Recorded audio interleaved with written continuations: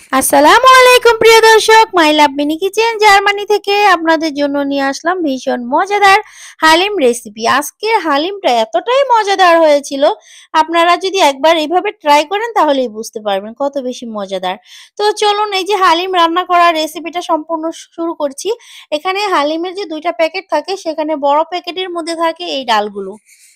তো সেখান থেকে বের করে নিলাম। এখন আমি এখানে 3 পোয়া পরিমাণ গরম পানি দিয়ে দিলাম।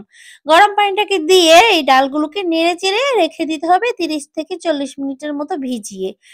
তো এই যে এখন একটু দলা, দলা বেঁধে গিয়েছে, কারণ বেশি অতিরিক্ত গরম পানি দিয়েছি সেইজন্য। এটা কোনো সমস্যা না। এভাবে করে রেখে দিলেই হয়ে যাবে। কিছুক্ষণ পর নেড়ে-চেড়ে দিলেই কিন্তু দলাগুলো ভেঙে যাবে। তাই আমরা এই যে এখন ডালগুলোকে যেভাবে ভিজিয়ে রেখেছিলাম, তো দেখুন 30 মিনিট পরে ফিরে আসলাম। এই 30 মিনিট পরে ডালগুলো ফুলে একদম ডাবল হয়ে গিয়েছে। আর দেখুন কতটা সুন্দরভাবে ফুলে গিয়েছে। এখন এই ডালগুলোকে আমরা একটা সাইডে রেখে দিব। আর হচ্ছে একটা ফ্রাই প্যান বসিয়ে দিয়েছিলাম আগেই। তো ওখানে আমি এই যে কিছু তেল আর পেঁয়াজ দিয়ে ভেজে নিচ্ছি। এর সাথে দিয়ে দিব ৩-৪ চামচ আদা রসুন বাটা। আদা রসুন বাটাটাকে একটু নেড়েচেড়ে ভেজে নিব ১ থেকে ২ মিনিটের মতো। তারপরে এটা যখন একটু ভাজা হয়ে যাবে, ঠিক এই পর্যায়ে এসে আমরা একটুখানি পানি দিয়ে দিব এখানে। তো এখন এই যে আমাদের আদাটা কিন্তু ভালো করে ভাজা হয়ে গিয়েছে। এই পর্যায়ে পানিটা দিয়ে দিব। আদাটা ভালো করে ভেজে নিলে হয় কি, আদা রসুনের যে গন্ধটা সেটা চলে যায়। তো এখন এই যে আমরা পানিটা দিয়ে দিলাম। পানিটাকে দিয়ে খুব ভালো করে নেড়েচেড়ে আরো ২ থেকে ৩ মিনিট কষিয়ে নিয়েছি। তারপরে দিয়ে দিলাম এখানে আগে থেকে যে প্যাকেটটা কেটে রেখেছি, প্যাকেটটা কেটে এই প্যাকেটের সম্পূর্ণ মসলাটা আমরা এখানে দিয়ে দিলাম। মসলাটাকে দিয়ে সামান্য একটু পানি দিয়ে দিব। দিয়ে মসলাটাকে আবারও একটু কষিয়ে নিতে হবে।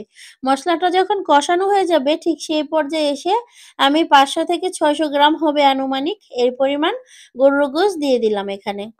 তো গোশতটাকে আমি আগেই কেটে ধুয়ে পরিষ্কার করে রেখেছি। এখন এই যে গোশতগুলোকে এখানে দিয়ে দেওয়ার পরে ভালো করে নেড়েচেড়ে মিশিয়ে নিচ্ছি। আর এর সাথে কিন্তু একটু লবণও দিয়ে দিতে হবে। আমাদের এখানে একটু লবণ দিয়ে দিয়েছি। তো লবণটা দেওয়ার সময় স্কিপ হয়ে গিয়েছিল। তো যাই হোক, এখন আমরা খুব ভালো করে মিশিয়ে নিয়েছি। এখন আমরা একটা ঢাকনার সাহায্যে ঢেকে দিব। ঢাকনা দিয়ে আর কি ঢেকে নিয়ে কিছুক্ষণ রান্না করে নিব। আর এরই মাঝে কিন্তু মাঝে মাঝে নেড়ে চেড়ে দিতে হবে। তবে এখন এই গোশতগুলোকে মিনিমাম ৫ থেকে ৭ মিনিট রান্না করে নিলেই হবে। অনেক বেশিক্ষণ সময় ধরে রান্না করতে হবে না। কারণ হচ্ছে আমাদের এই যে ডালগুলো যে ভিজিয়ে রেখেছি, সেগুলো কিন্তু সিদ্ধ হতে অনেক বেশি সময় লাগে। আর সেই জন্য এই যখন আমরা ডালগুলো দিব তখনই তো অনেকক্ষণ রান্না করে নিব, ঠিক তখন ডালের সাথে কিন্তু গোশতগুলোও রান্না করা হয়ে যাবে। সেই জন্য হাই হিট করে গোশতগুলোকে রান্না করে নিয়েছি ৭-৮ মিনিটের মতো। তো এই পর্যায়ে এসে আমরা এই যে ভিজিয়ে রাখা ডালগুলো দিয়ে দিলাম। তো ডালগুলো দিয়ে দেওয়ার পরে এখানে কিন্তু আমাদের অলরেডি ৩ পোয়া পরিমাণ পানি ছিল। তো এখন আমরা আরো ১ লিটারের থেকে একটু বেশি পানি দিয়ে দিব। টোটালে ২.৫ লিটার পর্যন্ত পানি দিতে হবে। আর লাগলে আরো একটু দেওয়া যাবে, কিন্তু আমি ২.৫ লিটার পরিমাণ আনুমানিক আন্দাজ করে দিয়ে দিয়েছি। তো সেটাতেই কিন্তু আমার পারফেক্ট হয়েছিল। এভাবে করে এখন আমরা নেড়ে চেড়ে রাখবো। আর এই যে হালিমগুলো যে রান্না করতে বসিয়ে দিলাম, এখন কিন্তু একটু পরপরই নেড়ে চেড়ে রাখতে হবে। আর এখন নেড়ে চেড়ে দেওয়া হয়ে গেছে। এখন আমি ঢেকে দিয়ে বলক তুলে নিব। যখন নাকি দেখবো যে এভাবে ঢেকে রাখতে রাখতে বলক চলে এসেছে, ঠিক তখনই কিন্তু আবার সরাটাকে খুলে নিতে হবে, নয়তোবা হালিমগুলো বলক এসে পড়ে যেতে পারে।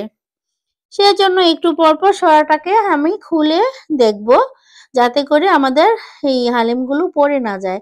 তো দেখুন আমি এখন আবার নেড়ে দিচ্ছি, কারণ নেড়ে না দিলে কিন্তু এই পর্যায়ে তলানিতে লেগে যাবে।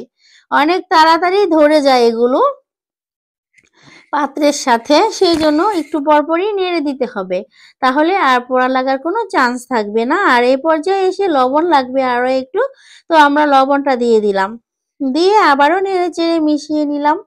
মিশিয়ে নিতে নিতে যখন দেখবো যে এই ডালগুলো খুব বেশি বলক চলে এসেছে, তখন আবার ঢেকে রেখে দিব। তো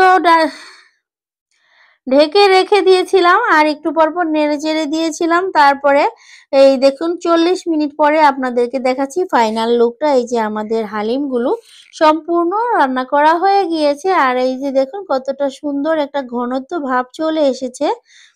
হালিম রান্না কিন্তু এ পর্যায়ে হয়ে গিয়েছে। তো এই হালিমগুলো আমরা কিন্তু রুটি বানিয়েছিলাম, রুটি দিয়ে খেয়েছি, অনেক মজা লেগেছিল।